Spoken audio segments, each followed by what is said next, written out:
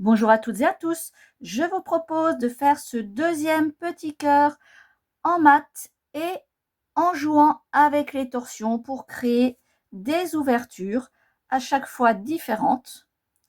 Je vous montrerai comment gérer justement les torsions qui nous permettent de créer ces ouvertures. Nous verrons aussi comment crocheter notre boucle. Cette fois-ci, elle est maintenue et surtout comment faire la finition ici avec crochetage et brode à l'arrière pour pouvoir cacher tous nos petits bouts de fil à l'arrière du mat et que sur l'endroit ce soit invisible. Pour le fil, comme à mon habitude, j'utilise du DMC 80, tout simplement parce que c'est ce que j'ai beaucoup en stock. Vous pouvez aussi utiliser du lin en grosseur 62, il y a plusieurs marques, ici c'est du Bokens. Vous prenez ce que vous avez, si votre fil est un peu plus gros, n'hésitez pas à agrandir légèrement le carton. Pour le nombre de paires à préparer, vous allez préparer une paire pour les meneurs bien chargés et 8 paires de paires passives qui vont nous faire juste le tour du cœur. La paire de meneurs, je vous rappelle, fait le zigzag. J'ai ici 8 paires et une 9e en paire de meneurs parce que je voulais un nombre pair, 2 paires justement de fuseaux, parce que je vais créer des écartements avec mes meneurs et des torsions. C'était donc plus facile pour gérer l'emplacement de ces écartements avec 4 et 4. Vous pouvez bien entendu utiliser la même couleur partout. Comme d'habitude dans mes vidéos, j'utilise plusieurs couleurs pour plus de visibilité. Je vous laisse faire la mise en place des fuseaux comme nous l'avons vu avec le cœur numéro 1. Vous pouvez utiliser la vidéo démarrage. Pour les petits cœurs, j'ai fait une vidéo spéciale pour le démarrage sans tout le reste autour. N'hésitez pas à vous aider. Ma mise en place est faite. Mes meneurs sont ici à droite. Alors, ne pas oublier de planter une première épingle qui correspond à un trou d'épingle, mais qui est du coup peu visible avec la mise en place. Donc, cette première épingle va servir de poteau au meneur pour commencer le travail. Et comme je tourne autour d'une épingle avec les meneurs, systématiquement, je mets 2 torsions. Et là, je vais déjà faire 4-5 passages en mat. Ça vous permet de réviser le mat, de prendre le temps de tout mettre en place pour que ce soit joli. Et nous allons commencer à ajouter des torsions juste après. J'ai donc fait un petit peu de mat et nous allons maintenant pouvoir commencer à mettre des torsions sur la paire de meneurs. Alors, à quoi vont nous servir ces torsions? On va créer un écart entre des paires. Donc là, on va simplement créer un écart en plein milieu. Je vais traverser 4 paires en mat. Toujours ça ne va pas changer. On va garder ce point technique-là. Je mets en place et sur ma paire de meneurs et seulement sur les meneurs, je vais déjà ajouter une torsion. Pour rappel, la torsion, c'est le fil de droite qui passe par-dessus le fil de gauche. Et je continue le mat de l'autre côté. Je vais pouvoir placer mon épingle dans le trou, les 2 torsions habituelles autour de l'épingle et sur les meneurs. Et si on regarde ici, j'obtiens un petit écart entre mes 2 morceaux de mat.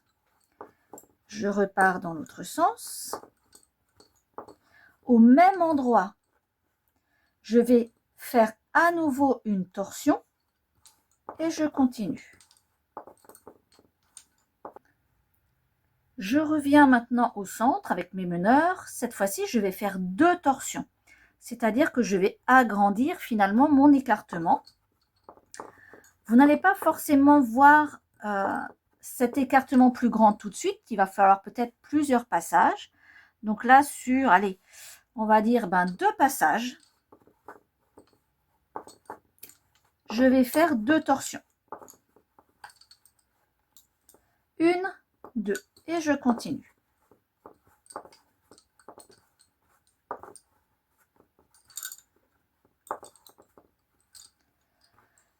Quand je vais revenir maintenant avec mes meneurs au centre, toujours en mat, hein, je ne le répéterai plus, maintenant on voit qu'on travaille en mat. La seule nouveauté, c'est cet ajout de torsion. Je vais cette fois-ci mettre 3 torsions sur mes meneurs. J'arrive à la séparation. 1, 2, 3. Et je continue. Au retour, j'ai de nouveau mis 3 torsions. Donc, on voit bien qu'entre le moment où j'ai mis 1, puis 2, puis 3 torsions, ça a créé un écartement de plus en plus grand. Alors, cet écartement va faire compresser nos paires sur les bords. Donc, si je continue et que j'essaye de mettre 4 ou 5 torsions, ça va commencer à être difficile parce que je n'ai pas assez de place pour pousser finalement toutes mes paires sur le côté. Donc, je vais rester avec 3 torsions maximum dans ce cas-là. Ce que vous pouvez faire pour noter ces torsions, c'est sur votre feuille, vous pouvez marquer à l'endroit où vous les faites le nombre de torsions que vous faites par un petit trait. Un trait, ce sera une torsion. Là, on en avait fait une là, une là. Ensuite, 2 torsions, puis 3 torsions, etc. Comme ceci, si vous voulez de l'autre côté faire la même chose, vous aurez mémorisé votre choix de torsion. Je vais maintenant réduire de nouveau mon écartement avec 2 torsions sur 2 passages, une torsion et retrouver mon mat complet sans torsion. Donc comme nous l'avons eu au début. J'ai donc refermé mon écartement en faisant du mat. Donc, pour rappel, les torsions ne sont que sur les meneurs. Le reste, ce sont des paires passives qu'on laisse tendues, qu'on fait en mat comme on fait d'habitude.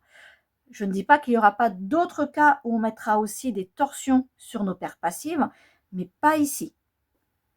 Alors là, je vous ai montré comment faire un écartement en plein centre, mais vous pouvez évidemment vous amuser à faire ces écartements sur les côtés, des petits, des grands, des longs. Ça, c'est vraiment un choix esthétique.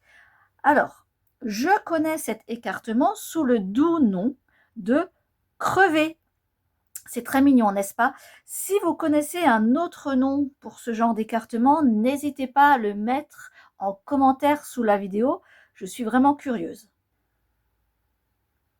Pour vous montrer d'autres possibilités, voilà ce que je vais faire. Je vais séparer ma partie bleue de ma partie verte. Donc, je ne fais plus de torsion en plein centre, mais plutôt sur les bords. Pour l'instant, une seule torsion de chaque côté. Et je vais immédiatement, au retour, mettre 2 torsions pour marquer encore plus mon écartement.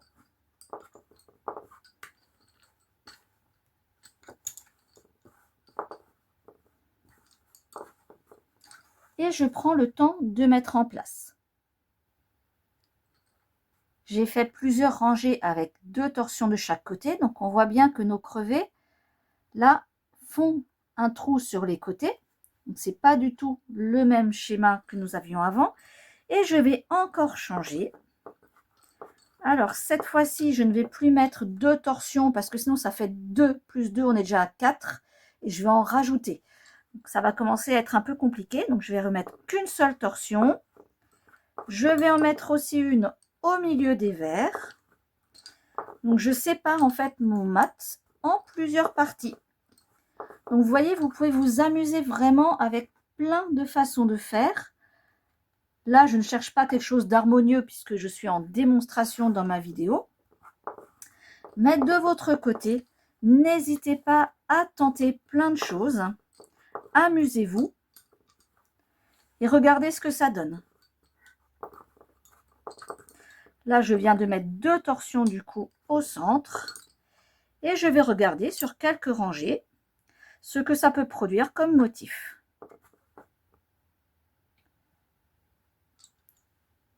J'ai donc réalisé plusieurs séparations. On voit bien l'évolution jusque là et maintenant je vais redescendre, c'est-à-dire je vais refermer pour avoir de nouveau du mat, pour que nous puissions voir le croisement ici avec un crochetage. Donc je vous laisse faire toute cette partie avec les torsions que vous voulez et on se retrouve pour la partie de la boucle.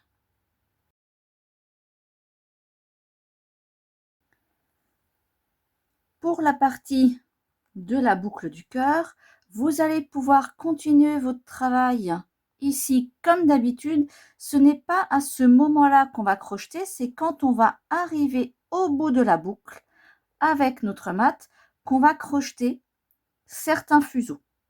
Donc pour l'instant, vous pouvez faire comme vous le souhaitez tout le tour et on se retrouve en gros par là. N'hésitez pas à faire du mat avec les torsions, c'est comme vous le souhaitez. J'ai fait le tour de ma boucle, mon mat va passer par-dessus le premier passage et il va falloir trouver un voire deux points d'ancrage, on va dire, pour crocheter. Si on ne crochette pas, nous avons donc les deux parties qui se séparent et ce qu'il faut, c'est qu'on ait, comme dit, au minimum un point pour que les deux parties restent ensemble et le mieux, c'est encore d'en trouver deux pour bien accrocher les deux mats et qu'ils restent soudés. En général, on va essayer de crocheter les meneurs. Alors, les crocheter où? On prend, quand c'est possible, des trous d'épingle déjà existants. Alors, on voit qu'ici, j'ai un trou d'épingle qui n'est pas déjà occupé, c'est-à-dire qui n'a pas servi au premier passage du mat. Donc, si je mets mon épingle là, il n'y aura pas de crochetage. Les deux morceaux seront toujours séparés. On va continuer comme on l'a fait au premier cœur à l'intérieur. Toujours pas de point d'accroche. Donc, il va falloir en trouver puisque nos trous d'épingle ici ne correspondent pas. Alors, que faire quand vous avez justement ici des cartons où les trous d'épingle ne correspondent pas? Deux solutions. Première solution, quand vous faites le premier mat, vous déplacez un petit peu vos épingles pour que ça corresponde au même trou. Et comme ça, l'épingle pourra être enlevée et on pourra crocheter dans la boucle qui existe déjà. Mais pour ça, il faut déjà avoir un petit peu d'expérience et le voir à l'avance. Donc, ce n'est pas toujours évident quand on débute. Deuxième solution, comme ici, j'arrive là, et je vais chercher des trous d'épingle. Lorsque j'appelle trou d'épingle, on est bien d'accord, c'est une boucle où il y a déjà une épingle qui existe. Donc, si je prends là le trou d'épingle, je peux dire, je pourrais venir me crocheter là. C'est un petit peu décalé, c'est pas forcément top top. Pareil pour ici. Alors, je vais chercher une solution. Je vais venir me mettre dans ce trou d'épingle là. Et pourquoi pas, avec mes meneurs, je vais venir dans ce trou d'épingle là et faire plus de passages ici à l'intérieur. C'est une solution parmi tant d'autres. Donc, quand vous êtes dans cette configuration-là, sur un autre ouvrage, n'hésitez pas à vous libérer de ce que vous voyez sur le dessin et à trouver des solutions qui vous conviennent. Je vais donc faire traverser mes meneurs jusqu'à mon trou d'épingle de gauche qui lui est visible.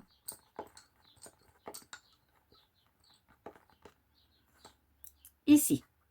Et vous voyez, je pourrais venir crocheter mes meneurs à cette épingle-là, mais j'ai peur que ce soit un peu joli parce que ça va créer une boucle un peu grande. Donc non, je vais placer une nouvelle épingle. Alors, pour mieux voir, je vais mettre une épingle en couleur. Comme ça, on distinguera bien sur la vidéo les épingles du premier passage avec celles du deuxième passage. Et là, je vais aller chercher l'épingle en face, un point de crochetage. je vais venir chercher cette épingle-là. Alors, vous allez me dire, oui, mais les meneurs, là, ils repassent quasiment sur leur passage à l'allée. Oui, mais ce n'est pas grave, hein, puisque cette partie-là va être cachée à l'arrière du mat. Donc, si on n'est pas aussi régulier qu'avant, qu'on devrait en suivant le schéma, ce n'est pas grave, c'est caché. J'ai ramené ma paire de meneurs donc sur la droite. Je veux crocheter dans ce trou d'épingle là. Donc, j'utilise un crochet métallique.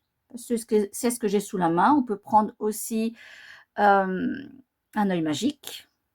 Ça marche aussi. Là, j'ai du 0,5 pour mon crochetage, ce qui correspond à ma grosseur de fil. Du 0,6 irait aussi. Je ne prends pas plus petit, du 0,4 par exemple, parce que ça m'abîme le fil. Le crochet est tellement fin qu'il passe à travers le fil et ça crée des soucis, ça le fragilise. Donc, j'enlève l'épingle, je passe mon crochet, la tête de mon crochet dans la boucle. Je vais prendre ici mon fil de gauche. Je le crochette, c'est-à-dire je passe le fil dans le petit bout du crochet. Alors, entre les épingles, c'est pas toujours facile. Je garde la tension dessus pour que mon fil ne saute pas justement du crochet. Et je crée une boucle.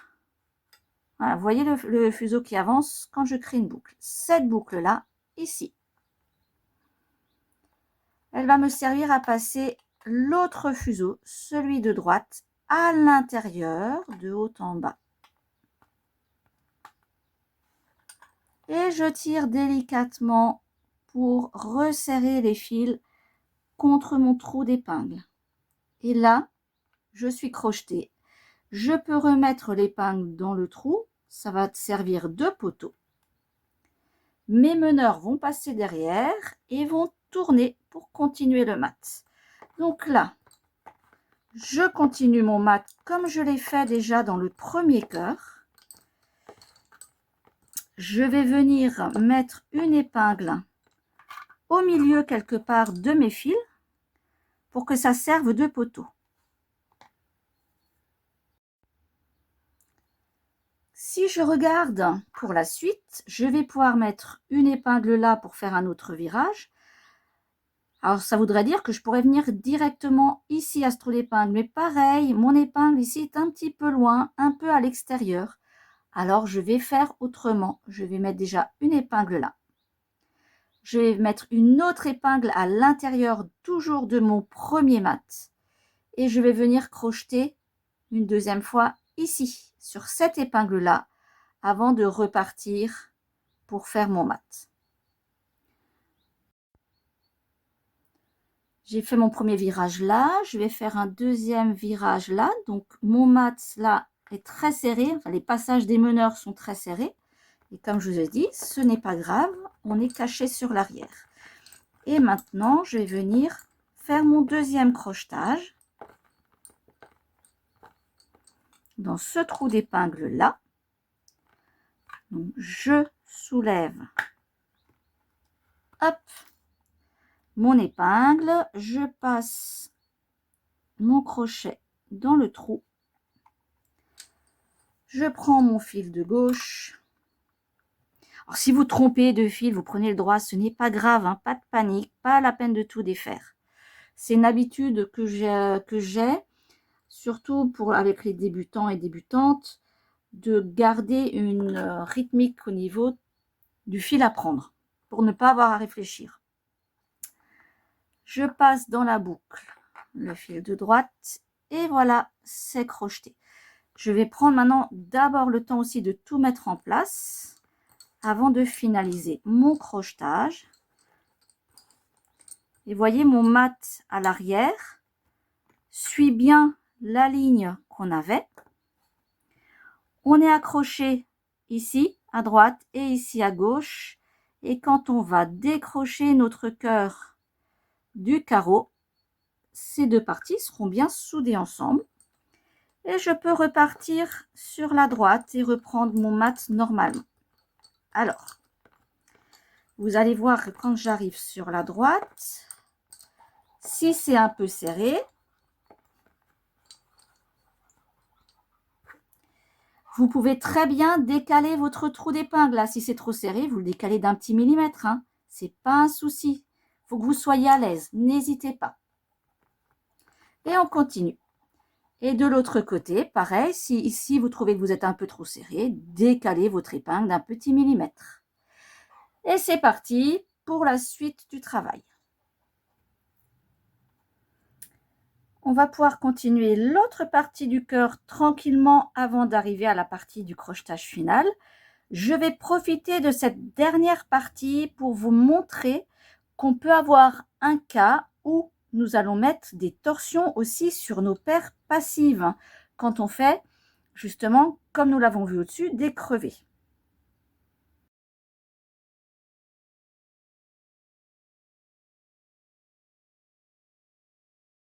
Nous allons voir dans quel cas il va falloir mettre des torsions aussi sur nos paires passives. Je vous ai dit tout au long du travail que les paires passives, donc celles qui font juste le tour du cœur, pas les meneurs, ne prenez pas de torsion.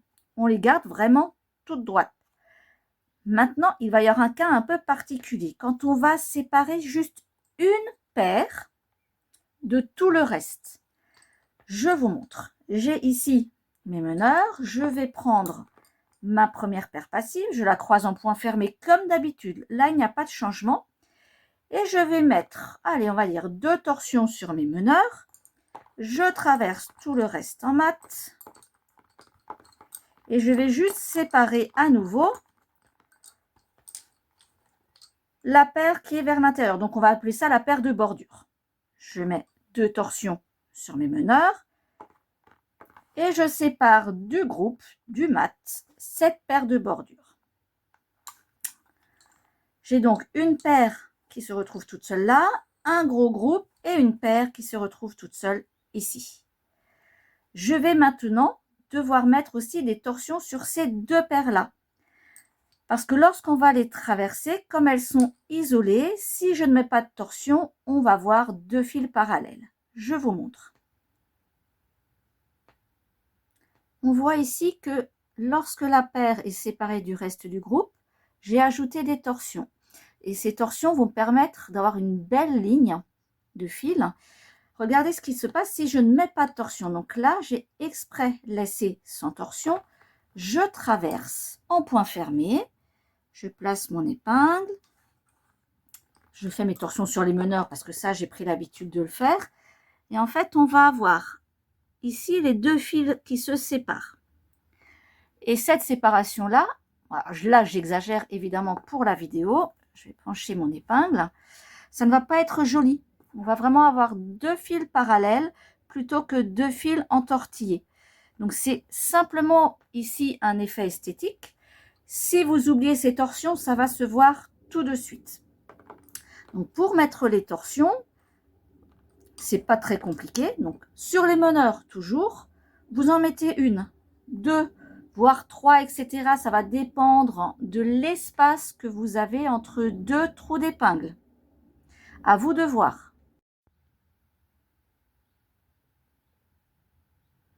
Ici, j'en mets 2. J'en ai 2 sur mes meneurs comme je l'avais fait au-dessus. Je fais mon croisement en point fermé. Je place mon épingle. Là, je vais comme d'habitude, comme je tourne autour de mon épingle, je mets 2 torsions sur les meneurs. Je ne réfléchis pas. Et ici, on va avoir un tout petit passage. Donc, même là, il faut mettre des torsions.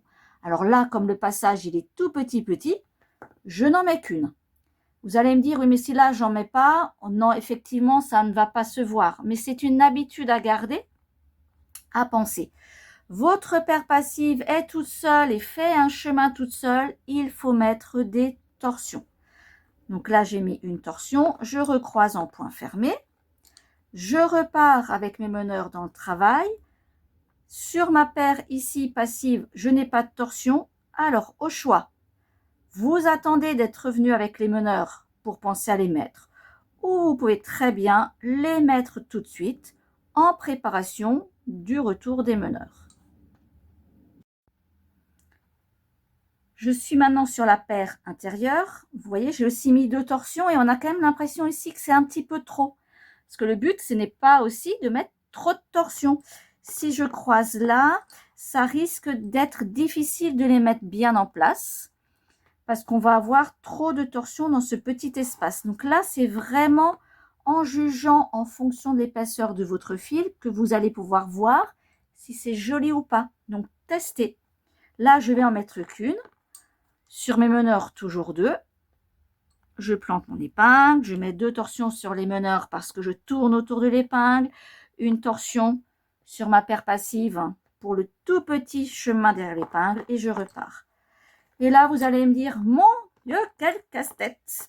Eh bien, je suis un peu d'accord, surtout quand on débute, ça fait beaucoup de choses à gérer.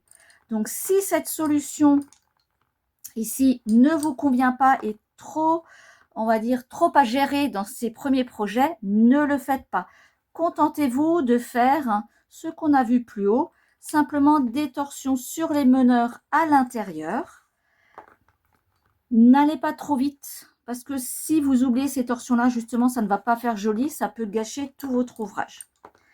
Donc, regardez en fonction de ce que vous arrivez à faire. Et on se retrouve du coup pour la fin de l'ouvrage, la finition par crochetage et brode. À tout de suite!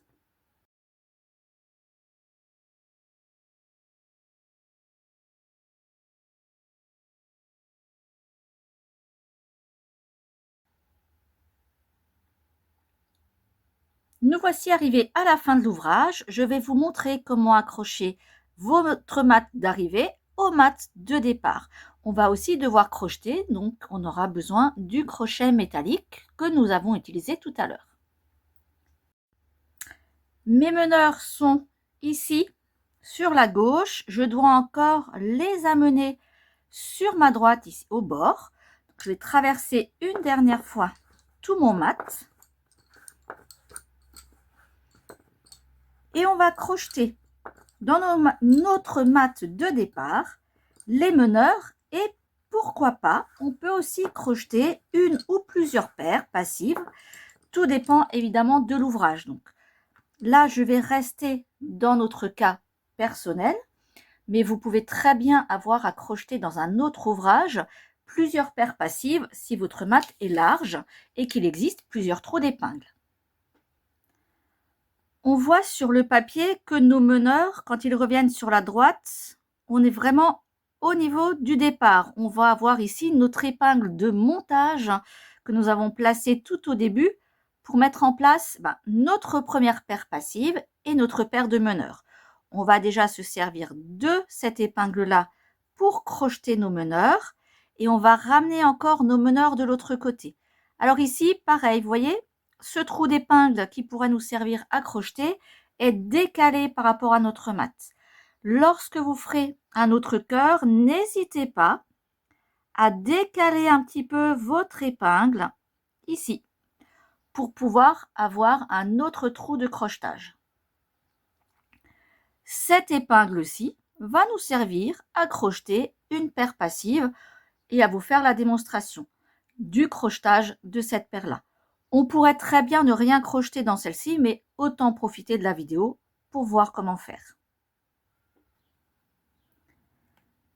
Mes meneurs sont sur la droite. Je vais enlever la première épingle, passer mon crochet à l'intérieur de la boucle qui est créée, ce que j'appelle le trou d'épingle.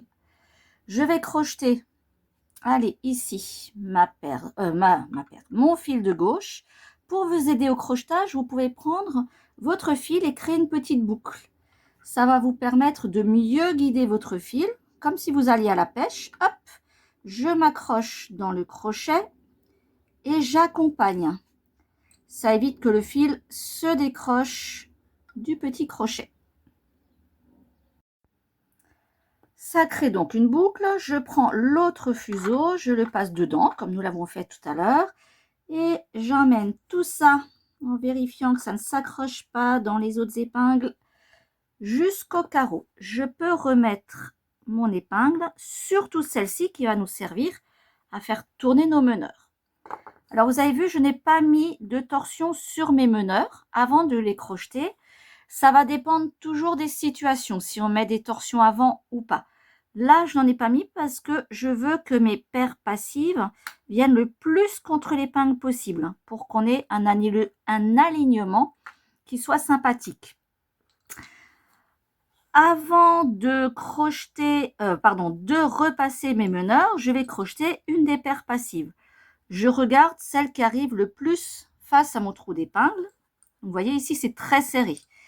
Je vais exprès pencher là mon épingle pour dégager un petit peu d'espace de travail. Je prends ici cette paire verte, elle sera plus visible. Je sors mon épingle. Je passe le crochet à l'intérieur. Et là, vous voyez, quand on est serré, c'est pas forcément évident. Mon crochet est là. Je vais créer une petite boucle pour pouvoir aller à la pêche. Alors, je ne sais pas si vous allez voir sur la vidéo parce qu'il faut souvent que je mette mes doigts devant pour réussir. J'ai attrapé le fil, je le passe à travers la boucle. Je tire délicatement, ça a créé une nouvelle boucle de fil. Si c'est trop entortillé, je désentortille un tout petit peu. Je passe le fuseau de droite dedans. Et hop là, vous voyez, c'est un peu délicat à la fin, il y a tout qui s'entortille. Et j'amène jusqu'au carreau. Je peux remettre l'épingle. Alors, si je la remets, c'est surtout pour éviter que ça ne déforme la boucle que j'avais au départ. Et je ne fais surtout pas de nœud, parce qu'on va finir tout à l'heure par une brode. C'est la brode que nous avons déjà vue avec le petit cœur numéro 1. Si on regarde bien, j'ai 2 points de crochetage. J'ai crocheté ici avec les meneurs, ici avec une paire passive. Donc, même si je ne peux pas crocheter mes meneurs de l'autre côté, mon mat est bien maintenu. Donc là, je vais prendre mes meneurs sur la droite. Je retraverse encore une fois en mat, donc en point fermé, pour allonger mon mat jusque de l'autre côté. Je vais ajouter une épingle poteau juste à côté de l'autre. Et maintenant, je vais terminer en brode. Alors, pourquoi je n'ai pas fait la brode tout de suite avec ce passage? Tout simplement pour pouvoir allonger un petit peu mon mat et qu'il arrive bien derrière. Puis mon but est de cacher mes finitions sur l'arrière du cœur. Si je le fais trop tôt, on risque de le voir. Dans le petit cœur numéro 1, je vous ai montré la brode en plaçant des épingles entre chaque paire. Quand c'est une brode à l'arrière d'un autre mat, dans un ouvrage, je ne le fais pas. Pour 2 raisons. Ce n'est pas très grave si on n'a pas une ligne droite parfaite, puisque ça ne se verra pas. Et surtout, pour ne pas abîmer mes fils, c'est-à-dire ceux qui sont en dessous, en plantant trop d'épingles. Cette fois-ci, ma brode, elle démarre à gauche. Si vous vous souvenez, dans le petit cœur numéro 1, je la démarrais à droite. Ça revient au même. Je prends mes meneurs, et là, je vous montre la vraie brode. Les 2 premières paires passives. Avec l'autre petit cœur, j'en avais pris un peu plus pour aller un peu plus vite. Et je traverse en point fermé. Les 2 premières paires, je tisse. Je mets bien en place et mes meneurs sont basculés sur l'arrière. Je rajoute une paire. Ma paire la plus à gauche, ici, devient meneur et je traverse les 2 autres. Je mets bien en place et je mets en arrière, etc. Donc, prenez le temps toujours de bien serrer. Je bascule en arrière. Cette épingle, c'est l'épingle qu'on avait pour le crochetage de la paire passive. Je la laisse exprès en l'air pour que vous la voyez bien. Mais elle ne nous sert à rien, précisément ici. Et je continue jusqu'au moment où je n'aurai plus que 2 paires devant moi.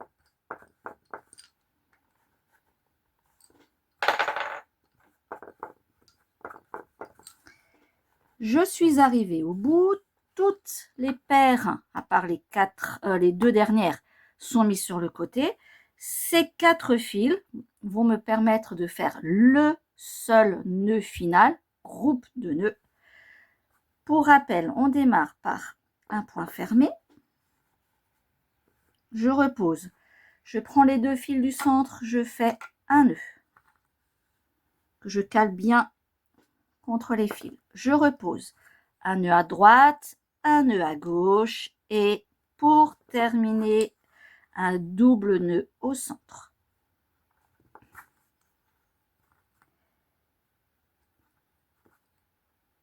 Et voilà. Je vais maintenant reprendre tous mes fils et les mettre vers en bas. Tout simplement parce que je veux que ma brode, elle soit bien calée vers le bas, donc bien cachée derrière mon premier mat. Donc quand je vais, maintenant je vais tirer un peu, je vais même enlever cette épingle. Je vais passer le durcisseur et je veux que mes petits fils ici, quand je vais les couper, soient bien cachés à l'arrière. Et voilà, nous avons terminé ce deuxième petit cœur. Cette finition en brode cachée sera la finition qu'on utilisera à chaque fois dans les autres cœurs. Soit vous ferez une brode avant pour laisser une ouverture, soit on fera celle-là. Même quand on travaillera de la grille, etc., on finira toujours par un petit peu de mat pour le cacher derrière. Je ne veux pas, dans cette série de cœurs, vous montrer trop de choses à la fois. Donc, maîtrisez déjà ce démarrage, cette finition. Et pour d'autres façons de faire, on verra ça dans d'autres ouvrages. Et voilà le cœur sorti du carreau. Je voulais juste encore vous montrer la finition. Vous voyez ici, j'ai coupé les fils de la brode. Ça, c'est sur l'arrière. Quand on se met sur l'avant, tout est caché derrière le mat. C'est bel et bien crocheté. Ici aussi. Donc, par rapport au premier petit cœur, on a vraiment une tenue qui est différente. Mais là, ce qu'on peut faire, c'est les associer.